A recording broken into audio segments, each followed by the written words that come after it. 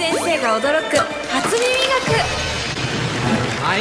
This is Hayashi Osamu, a crime school teacher who became famous for a commercial in which he says, じゃあいつやるか今でしょ That's easy for him to say because Hayashi sensei here is blood type O.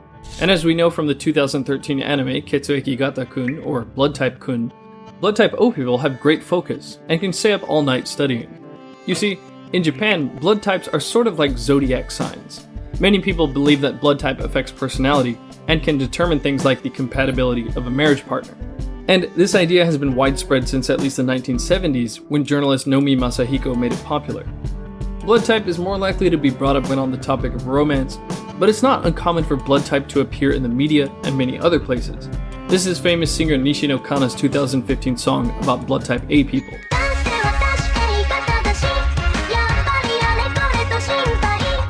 One Japanese television show aired an experiment to see how kids would react when a substitute teacher dropped a vase that the kids were told was very important. They saw that blood type A kids right away told on the substitute teacher, type B kept the secret, type O also told on the sub, and type AB promised to keep it a secret, but then ratted the sub out anyway. In 1990, the Asahi newspaper reported that Mitsubishi Electronics created a small team composed entirely of blood type AB people, thanks to their excellent creativity and planning skills. In 2011, ex-minister Ryu Matsumoto famously conducted himself in an unprofessional way that led to his resignation. He blamed the rude behavior and abrasive remarks he made towards two governors on the fact that he was blood type B. That same year, an issue of Asahi newspaper talked about how some new graduates were worried that they were being discriminated against during hiring processes for being blood type B. It's not particularly common, but people can sometimes be asked what their blood type is during a job interview. And on some companies' job application sheet, there's even a field to fill in your blood type. One Twitter user wrote in 2015 that one of his work superiors said that blood type O people are usually irresponsible, so I don't want to hire them. Now, let me be clear that I'm not trying to present this as a big societal problem. The point of these examples is simply to illustrate how widespread the concept is in Japan. According to data from 2016, somewhere around 40% of Japanese people believe that blood type contributes to your personality. But what was most surprising to me was that, according to a 2017 survey from an online community exclusive to doctors called MedPeer, 38% of doctors thought that blood type affects personality. Let's first take a quick look at the history of this. In 1901, Austrian physician Karl Landsteiner discovered blood types, and we now can type blood based on the antigens on the blood cell.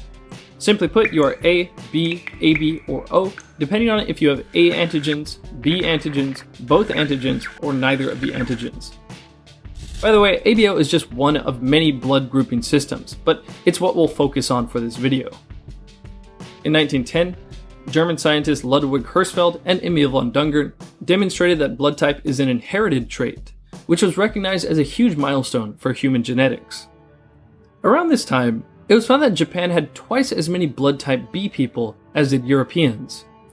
Emil von Dungern made the baseless and unclassy comment that blood type B people, and therefore Asians with their higher percentage of blood type B people, are inferior. Other researchers, including Ludwig Hirschfeld, had also made negative comments about blood type B people.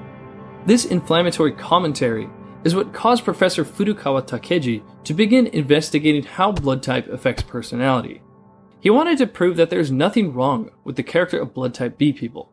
He started his work by analyzing 11 of his relatives.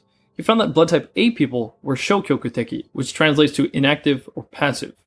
The blood type B and O people were sekkyokuteki, which means positive or assertive. This encouraged Furukawa to go on and look at colleagues and students as well, investigating 319 more people. His results were presented in a 1926 paper titled Research on Temperament Due to Blood Type. He came up with these traits for each blood type.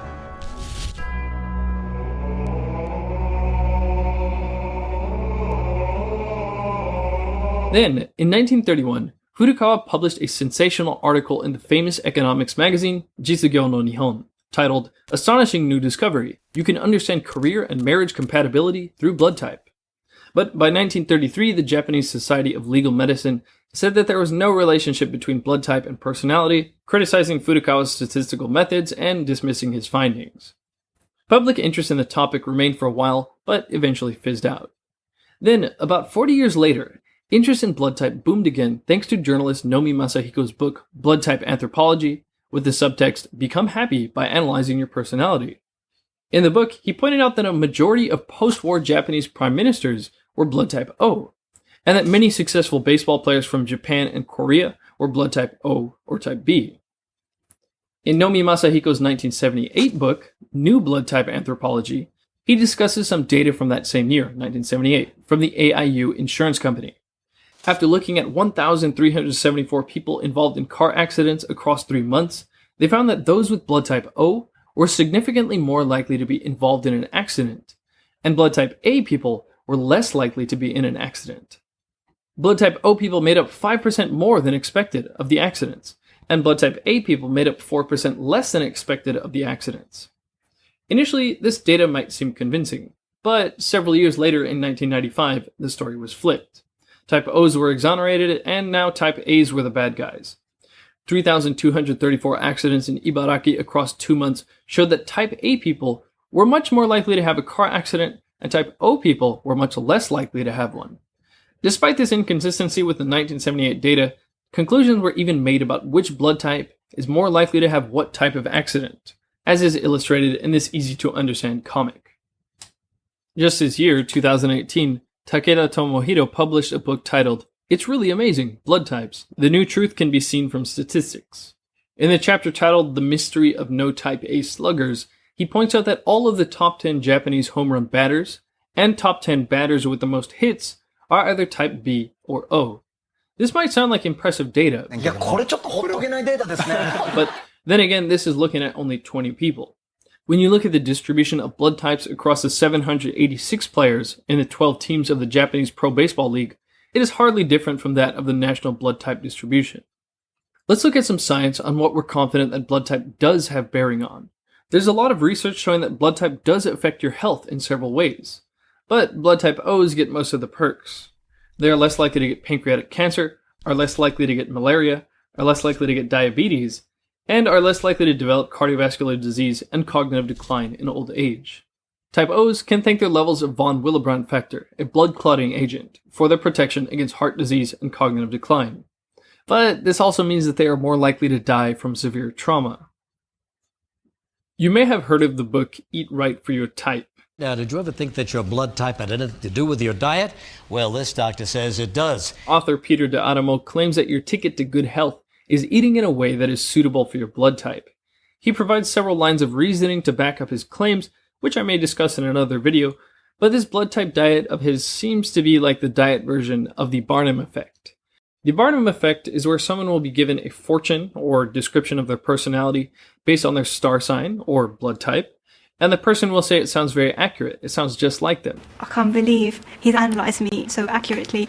It does feel actually so personal, it's actually quite hard for me to share. It's kind of astounding. I've always believed in something like it, but it also shocks me because I didn't think it would work so well. But in reality, the description was vague enough to where it could have applied to anyone. Yeah, in fact you have all got exactly the same reading. A 2014 study found that the diets found in Eat Right for Your Type, the blood type A diet, AB diet, and O diet, provided benefits like lowered BMI, waist circumference, blood pressure, triglycerides, and insulin. But it didn't matter who followed which diet. You could be blood type O and still get the benefits from a blood type A diet. However, D'Adamo claims that studies have shown that type O has a stress response that centers on fight or flight. He explains that the neurotransmitter dopamine is converted into the neurotransmitter norepinephrine by an enzyme called dopamine beta hydroxylase, and that blood type O people have higher levels of DBH, so they are prone to anxiety from increased levels of norepinephrine.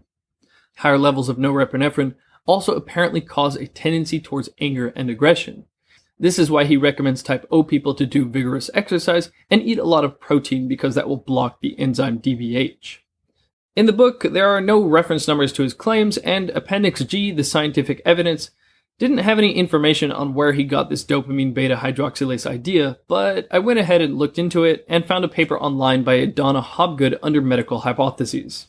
She explains that the gene for the enzyme we just discussed, dopamine beta hydroxylase, is on chromosome 9q34, and is in tight linkage disequilibrium with the ABO blood typing gene. This might have been what one of the Japanese doctors in the earlier mentioned MedPeer survey was referring to when he said that the reason he believes blood type is related to personality is that he had heard that the gene for blood type and personality factors are close to each other on DNA. Hobgood says in her paper that low activity DBH would relate to impulsive behaviors, while high activity DBH would relate to persistent behaviors. Then, in 2015, inspired by the hypothesis presented by Hobgood, Japanese researchers investigated ABO blood type and personality traits in healthy Japanese subjects. The results of the study showed statistically significant differences in persistence scores, showing that subjects with the blood type A allele were more persistent. Though the authors were careful to say that this should be considered preliminary results and that this data are inconsistent with several other previous studies. In contrast, a 2014 paper looking at 10,000 people from both Japan and the US found that blood type explained less than 0.3% of the total variance in personality. The paper is titled No Relationship Between Blood Type and Personality, Evidence from Large-Scale Surveys in Japan and the US. So, we're hardly at a point where we can make any worthwhile conclusions about a person's character based just on their blood type. Now, with all this said, couldn't there be something to this blood type personality thing? After all, the reason some people get invested in this idea is because they really identify with the description for their blood type. But that sounds a lot like the Barnum effect. And another small factor in this could be that it's an example of a self-fulfilling prophecy. If someone is told from a young age that they must be the unique and artistic type because they are blood type AB, then they might start to view themselves as unique and artistic. Or, if you have a giant B stuck to your shirt, you might act a little more like a type B person. Then again, maybe the type A blood in me is making me overly skeptical. While it's hard to actually make use of this information about blood type, hopefully this was a decent exercise in critical thinking. If you want to further develop your critical thinking, then I really recommend checking out Brilliant. It's a problem-solving website that teaches you to be more analytical. They take complex concepts, break them down into bite-sized nuggets, and guide you to think and apply your knowledge so you can build a framework of understanding. For example, in their Science Essentials course, they explain the story of how Barry Marshall proved that peptic ulcers are not the result of stress and spicy foods, but the bacteria H. pylori. This, by the way, is unfortunate for blood type O people, as they seem to have a higher chance of getting infected. In the course, they use this example to not only explain the concept of empirical skepticism, but also encourage you to think for yourself about why Barry Marshall confidently arrived at his conclusion. So confident that he actually drank H. pylori to get an ulcer and prove his point. It's good to keep your critical thinking sharp, so you can keep yourself safe from flimsy logic like what we saw in the development of the blood type/personality theory. So make sure and check out brilliant.org/WIL and sign up for free. The first 200 people to go to that link will get 20% off the annual premium subscription.